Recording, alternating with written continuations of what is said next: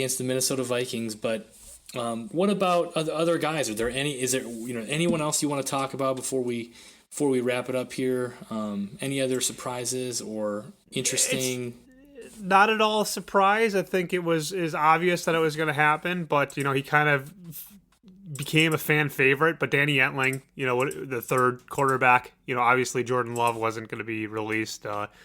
Obviously Aaron Rodgers, this just in, Aaron Rodgers made the team, at least the initial 53-man roster. But Danny Etling was a popular player after having that 51-yard quarterback sneak touchdown, Lambeau leap, all that good stuff. Aaron Rodgers also spoke very highly of him.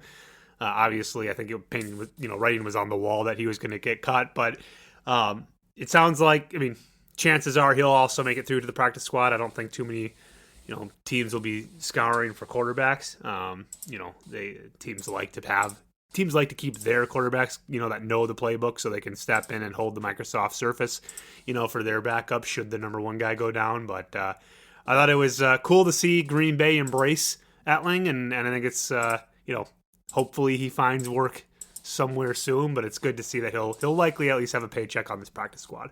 Yeah, for sure. And this is a question out of left field, and I just thought of it, but do you think there's any strategy on days like today for the teams, like as far as like when they receive or release guys?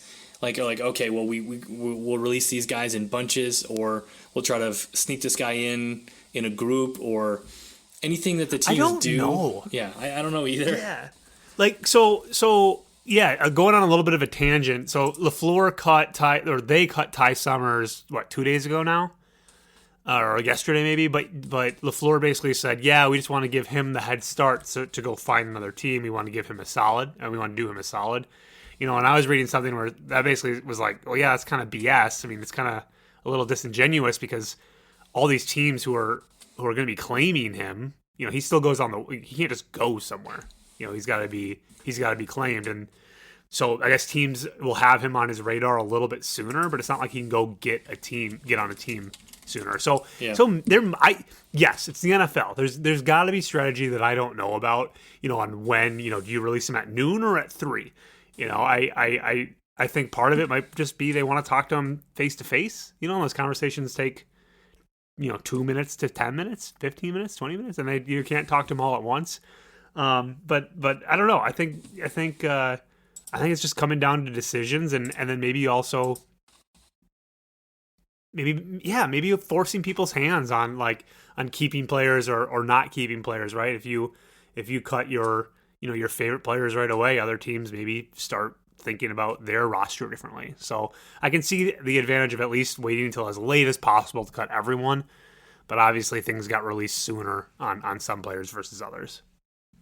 Right.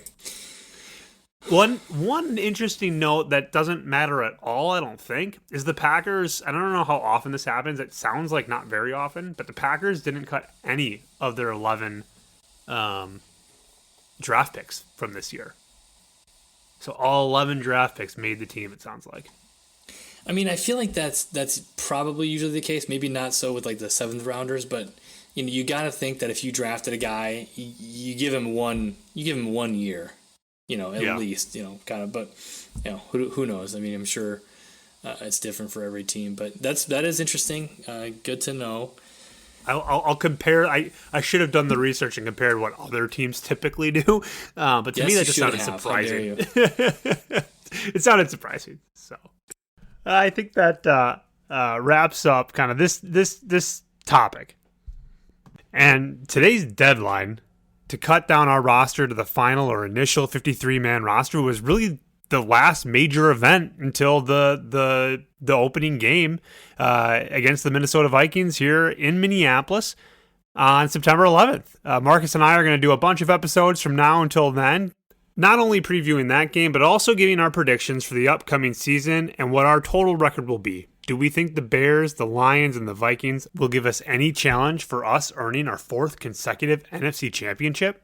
We'll discuss all that and more. Thank you so much for listening to yet another episode of the Green and Golden Boys Packers podcast. Don't forget to subscribe and rate us on your favorite podcast service. And as always, Marcus, go Pack, go.